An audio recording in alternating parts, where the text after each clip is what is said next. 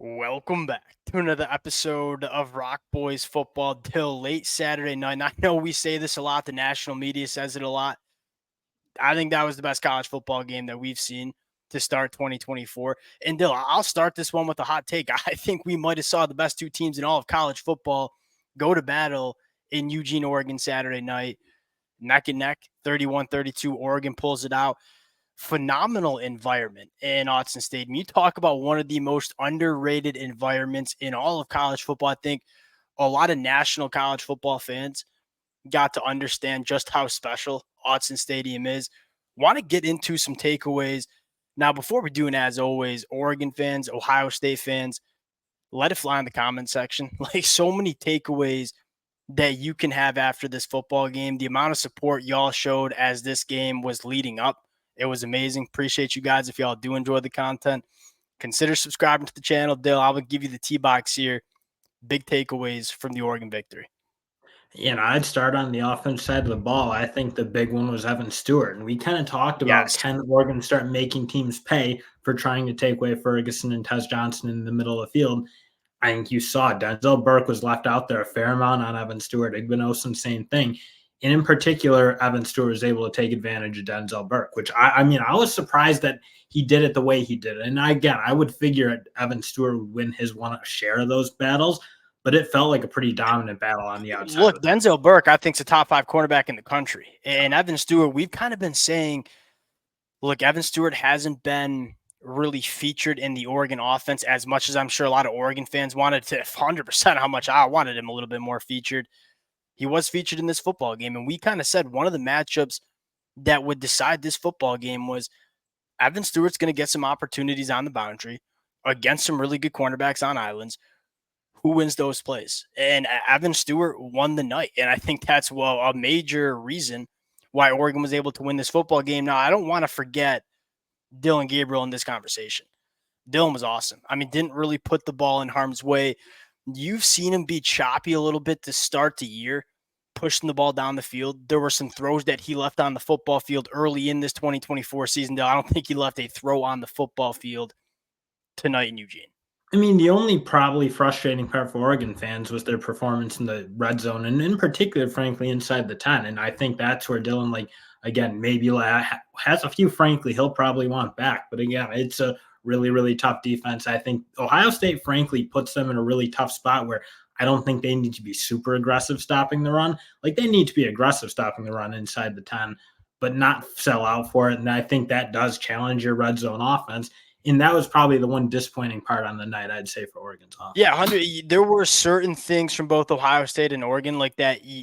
Look, I think both of these teams played really good football, and we've kind of been saying I don't know if we've seen Oregon put it together for 4 quarters yet in 2024. I think it's fair to say they did so tonight in Eugene, but I think both programs are going to look at the film and say, hey, there are still a couple plays that we could have made, and for Oregon, it certainly was in the red zone. Another really big talking point that I have in my notes, pass protection for Oregon. It was a disaster the first 2 weeks of 2024. And I think a lot of Oregon fans were very nervous. They make the switch to Nishad Strother at the guard spot. Yeah, Poncho had a few snaps that made you scratch your head a little bit. That's a whole NFL offensive line or defensive line from Ohio State that we just saw. I would argue that this Oregon offensive line is an NFL offensive line as well. And I thought Oregon won the day in pass protection. There were certain parts in this game where Dylan Gabriel needed a little bit more time to go through his process for guys to get some separation down the field. That Oregon offensive line held up in a big way. Man, that was a huge one, especially for periods of time where they weren't running the ball incredibly well. And I'd say for the most part, they ran the ball, frankly, better than I thought they were going to run it. But there were some moments, especially it felt like earlier on in that football game, where the run wasn't exactly clicking. And I think you're right, for that offensive line to kind of stand tall and do a really, really good job in pass pro in that sort of situation against that defensive line, that was a huge thing. Because going in, that was probably, I think I picked Ohio State. That was probably my main differentiator. I just wasn't sure where Oregon was at in terms of whether that offensive line was just a good solid unit or more of an elite unit. I think today they played really elite football. I think I pissed some Oregon fans off early in the season by saying, look, I think the offensive line is good. We just got to give them some time to gel. look, the pieces are great. I mean, I think you're looking at I know that you're looking at two NFL tackles. Johnny and Josh played that way tonight, and that's a massive storyline. Dill, really big storyline in this football game. Oregon out rushing Ohio State, out yards per carry, had more as well. Oh, Oregon was elite stopping the run in the second half. There were a few big plays that you gave up to, which you're gonna like. Trevion Henderson and Judkins, like those are two really special running backs. Outside of a few big plays in the first half, Oregon cleaned it up in a massive way in the second half.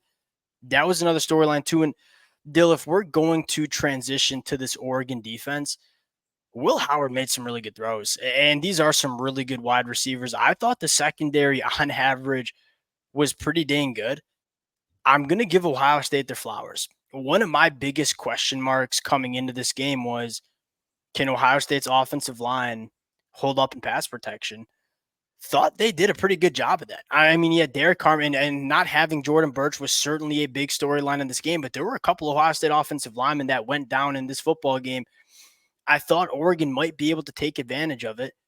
I thought Ohio State's on the offensive line. If you're an Ohio State fan, like, yeah, there's nothing I can say to make you feel better right now.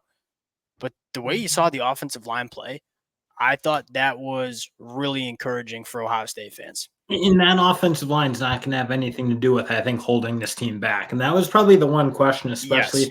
what you were going to look like on the right side of that offensive line. And I think you kind of got your answer that, like, is it the most elite unit in the world? Maybe not, but it's a really, really good unit. I don't think it'll be ever the reason Ohio State can't win, because I look at it, I mean, the way Will Howard played in terms of like being able to complement that run game was really, really incredible. Like his efficiency, I thought was off the charts. I thought he was making quick decisions. He was being really, really accurate, and he was getting down the ball downfield pretty effectively. I thought today, I mean, if you're going to be really encouraged by something from Ohio State, it's Will Howard, like his ability to really run that passing attack at a higher level than I thought he would be. Yeah, I was surprised you didn't see Will Howard run the football as much as you did. I thought that They was got to some. it a little bit early, but they left. They left it. I felt like in the second half. They I'm kind kind of of with left you. the run game in general in the second half, and I'm not necessarily going to complain about it. Like you were able to put up some points. Well, I guess you only put up 10 points in the second half. That's not a Well, I great think number. Oregon, in fairness, had to try to stop it because they ripped some big, big runs off in that first half. That is Ohio State. So I do think Oregon was playing to stop it a little bit. And you did see some open receivers. I mean, Will Yes. Howard, he didn't have to do anything unbelievable, but like when they went to that second half, he just started to really, start attacking those corners. When the throws were there, Will Howard made them, and that's all Ohio State asked of him when he came into this program. Like we knew you weren't getting C.J. Stroud, but we also know the team around you is good enough to win a national championship if Will Howard just plays solid football. And he did that. He put Ohio State in a position to win the football game. It just came down to a couple plays at the end of the game. I don't want to minimize it either. And like that was game manager performance. That was really high level quarterbacking. I thought made some really Oh, impressive tight window throws. 100%. I thought both quarterbacks played really good football. Biggest storyline for me in Oregon on defense is Derek Carmen on the inside. The Oregon fans, we wore this talking point out in the offseason. Oregon needs difference makers on the inside of the defensive line. Derek Carmen's that guy. Whether it's in the pass rush, whether it's stopping the run, and he obviously made a play that fundamentally changed this football game in the first half. I mean, I don't know if Oregon wins that football game if Derek Carmen does not make that individual effort. He's such a handful, and they're moving him around the defensive line. They're giving him some different opportunities to get after the passer in different ways. And another shout out, like in the absence of Jordan Burch, we're like, all right, who's stepping up on the edge? I thought, Mateo, you had a phenomenal Really good football game. game.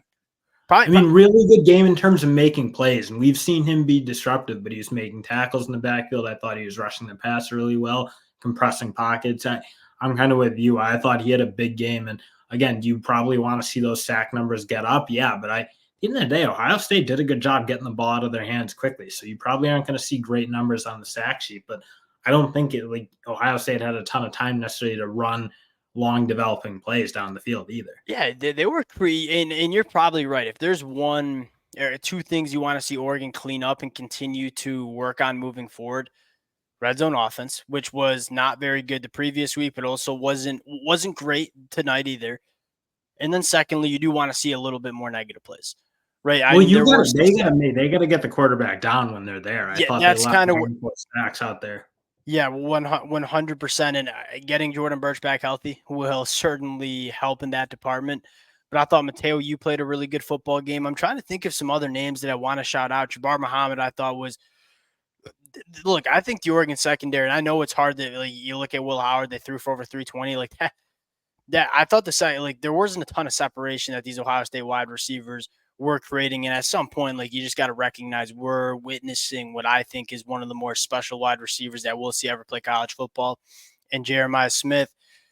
Dill, any other takeaways coming out of this game? Because I think my final takeaway is we're going to see this football game again.